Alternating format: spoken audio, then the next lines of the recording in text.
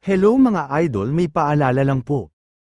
Ito ay dahil sa bagal ng upload natin, ang dahilan nito ay ang libreng oras lang natin ay Sunday, at nagkaroon pa ng issue ang channel natin.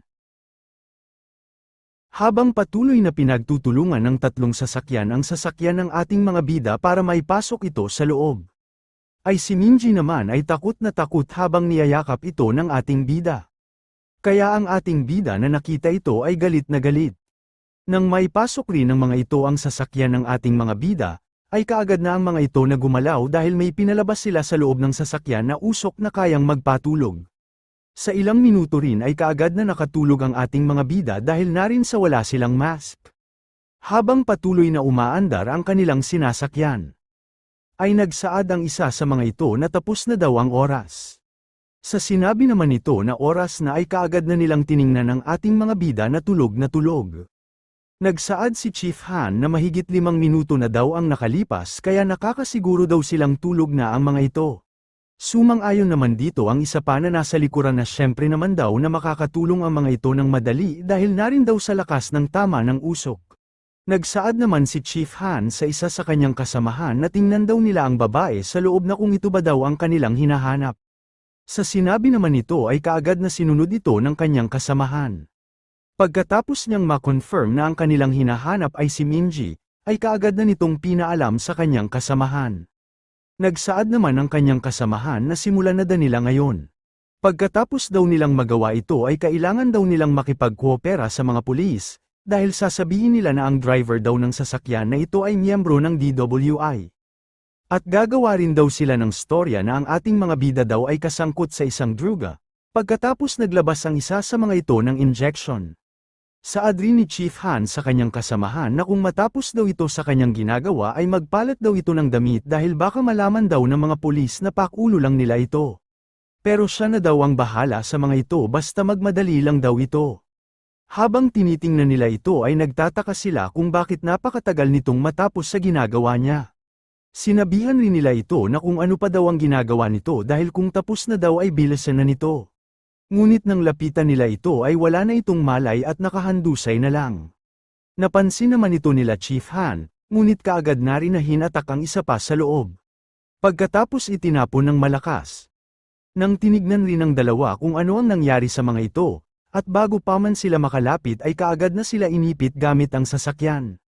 Nang makita naman ito ni Chief Han ay nagtataka siya kung ano ang mga nangyayari. Kasabay rin na nakita niya ang ating bida sa loob ng sasakyan habang ito ang nagmamaniho. Agad-agad na rin pinatakbo ng ating bida ang sasakyan, at pinilit na makalabas sa loob. Matagumpay naman itong nagawa ng ating bida, at nagsaad na simula daw ngayon ay hindi na daw niya maiwawala si Minji. Sa ginawa ng ating bida na paglabas ay nagsaad si Chief Han sa kanyang mga kasamahan na ang kanilang target daw ay nakawala kaya harangan daw nila ito. Sa utos ni Chief Han ay agad-agad na rin naman na gumalaw ang mga ito ngunit ang resulta nito ay silang dalawa ang nagkabanggaan. Pagkatapos tumingin ang ating bida sa kanyang likuran, dahil nakita nito ang isa pang sasakyan na nasa kanyang likuran. Gigil na gigil rin ang kalbo na nagmamaniho sa sasakyan na ito na banggay ng ating bida. Ngunit kaagad naman itong naiwasan ng ating bida, kaya ang kalbo ay galit na galit at minura niya pa ang ating bida. Ngunit nabigla naman siya dahil may bumangga rin sa kanya. Ito pala ay ang ating bida na ginantihan nito para hindi na ito makasagabal sa kanya. Habang patuloy na naglalaro ang mga ito sa daan ay si Chief Han naman ay tiningnan lang sila. At galit na galit rin ito dahil sa kanyang mga nakita. Tiningnan naman ng ating bida si Chief Han, pagkatapos may itinuro na parang sinasabi nito na tumingin daw si Chief Han sa kanyang likuran. Makikita naman natin dito kung ano ang tinuturo ng ating bida. Ito ay sa likuran ni Chief Han ay nandoon pala si Song Hanso at Park Jin-chul na nakatayo sa kanyang likuran. Napansin naman ito ni Chief Han kaya agad-agad na siyang tumingin sa kanyang likuran kung ano ang ibig sabihin ng ating bida. Sa paglingon nito ay kaagad niyang nakita si Park Jin-chul habang tinitingnan lang siya nito. Pagkatapos pinalabas ang kanyang nakakatakot na aura ng Predator. Sa isang kampanya ng mersenaryo na gumagalaw para lang sa mga pinakinabangang layunin lamang. At ang sumusugpo sa mga terorista na pag binabayaran ay gagawin lahat ang gusto. Ang kanilang malaking kakampi ay isang bansa na pribado. Pero nakakagulat dahil may tinatawag ang mga ito na isang system na honorary retirement.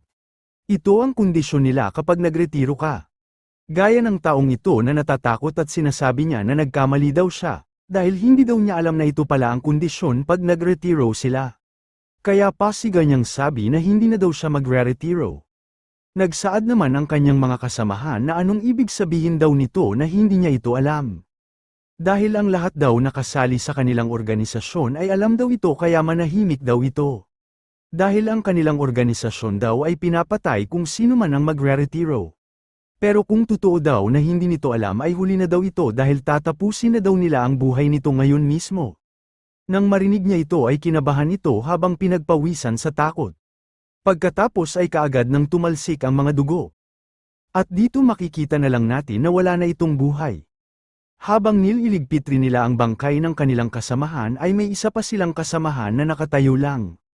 Nagsaad ang kalbo na sa totoo lang daw ay hindi niya daw talaga gusto ang ganitong organisasyon dahil isa daw silang grupo na gumagalaw para sa pera, pero kung tama daw siya na ang ganitong kondisyon daw sa pagreretiro ay mali.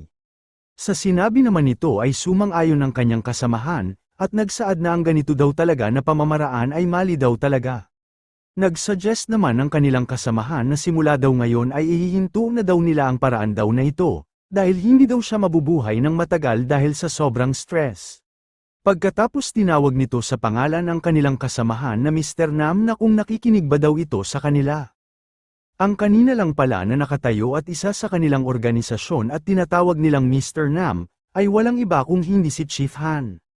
Sa mungkahi ng mga kasamahan ni Chief Han na ihinto ang honorary retirement na pinapatupad ng kanilang organisasyon, ay kaagad na silang iniligpit nito. Pagkatapos niyang mailigpit ang mga ito ay nagsaad siya na sa tingin niya daw ay kailangan niya nang bumalik sa Korea. Pagkatapos si Chief Han ay naging isa sa mga tauhan ni President Ju, at naging planning director. Habang tinitingnan ni Chief Han ang dalawa na nasa kanyang likuran, ay nagsaad si Park Jin-chul na tumayo daw ito ng maayos. Ngunit kaagad naman siyang inatake ni Chief Han sa mukha, at kasabay na tumilapon ito kahit sobrang laki ng katawan nito. Nang makita naman ito ni Sung Han-so ay kinabahan ito dahil hindi siya makapaniwala na natalo lang ng ganoon kadali si Park Jin-chul. Ngunit kaagad naman siyang inatake rin ni Chief Han, pero buti na lang naiwasan niya ito. Habang patuloy na inatake si Sung Han-so ni Chief Han, ay patuloy rin siyang umiiwas sa mga atake nito. Nang makahanap rin ito ng butas para umatake ay kaagad na niya itong ginawa. Ngunit hindi naman ito nagtagumpay dahil simple lang itong hinaranggan ni Chief Han. Pagkatapos hinawakan ng kanyang paa, at kasabay na mabilis na ibinalibag sa lapag. Kinuha rin ni Chief Han ang kanyang sandata sa kanyang likuran na nakasabit, at kaagad na inatake si Sung Han-so. Ngunit dahil sa reflexes ni Sung Han-so ay matagumpay niyang naiiwasan ang mga ito. Pagkatapos agad niyang inatake si Chief Han sa kanyang kamay kung nasaan ang sandata nito, kaya nabitawan niya ito. Nang mangyari ito ay kaagad na sinundan ito ng atake ni Sung Han-so kay Chief Han.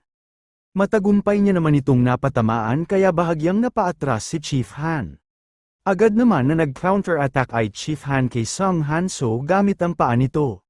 Nabahala naman si Sung Han-so sa kanyang kalagayan dahil sa patuloy na pag-atake sa kanya ni Chief Han at bahagya na siyang natatamaan nito, sa isip-isip niya rin ay masama daw ito. Pagkatapos tiningnan ni Sung Han-so si Park Jin-chul dahil hindi pa ito bumabangon. Sa ginawa niya ay nawala siya sa atensyon ni Chief Han kaya agad na siyang inatake sa tiyan nito.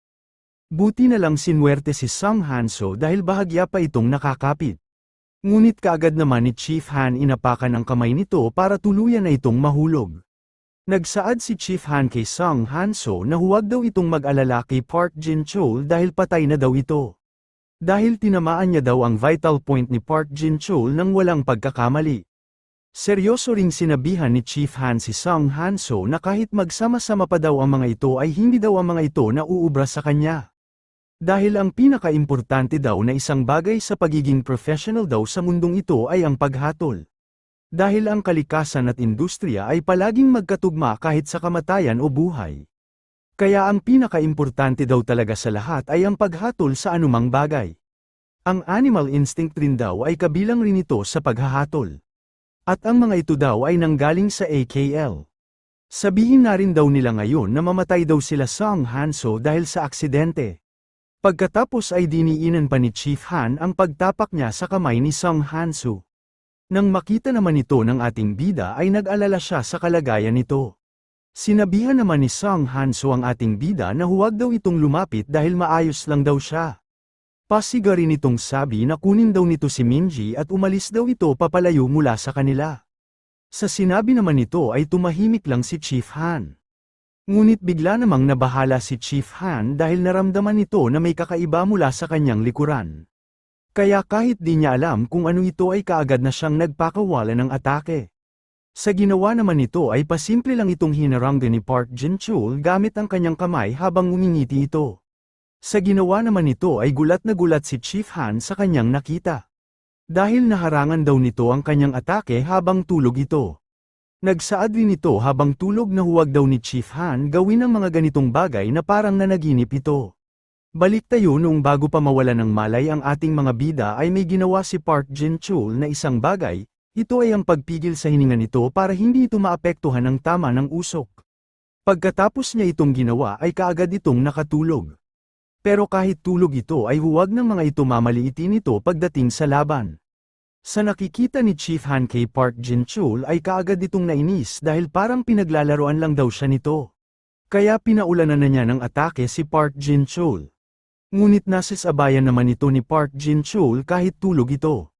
Habang naglalaban ang mga ito ay sa isip-isip ni Chief Han na ano daw ang nangyayari dahil hindi niya daw masira ang depensa ni Park Jin-chul kahit anong gawin niya. Kaya ginamit niya ulit ang kanyang sandata para atakihin ang tiyan ni Park Jin-chul. Ngunit meron namang mabilis na kung anong bagay ang nagpakita. Ito pala ay suntok ni Park Jin-chul na tumama kay Chief Han na dahil sa bilis ay nag-mistola itong bituin. Nang matanggap ni Chief Han ang malabituin na suntok ni Park Jin-chul dahil sa bilis ay tumalsik ang dugo nito mula sa kanyang ilong. Pagkatapos tumilapon. Bigla namang nagising si Park Jin-chul mula sa kanyang pagkakatulog. Nagsaad rin ito na sa tingin niya daw ay may nataman daw siya sa mukha ng suntok niya. Habang tinitingnan naman ni Chief Han si Park Jin-chul ay sa isip niya ay para daw siyang sinagasaan ng truck dahil sa suntok nito. Kaya habang nanginginig sa takot si Chief Han, ay nagsaad siya na nagkamali daw siya sa isang bagay ngayon. Kaya ngayon daw ay papatayin niya na daw si Park Jin-chul. Nang marinig naman ito ni Park Jin-chul ay nagtataka lang ito dahil hindi niya pa rin alam ang mga nangyayari. Habang nakaposisyon na si Chief Han sa kanilang muling laban ay nagsaad ito na magiging proud daw sa kanya ang paghatol pag natalo niya daw si Park Jin-chul. Seryoso niya ring sinabi na ang makukuha daw na impormasyon ng media sa pagkamatay ni Park Jin-chul dito ay ang pagkakahulog nito.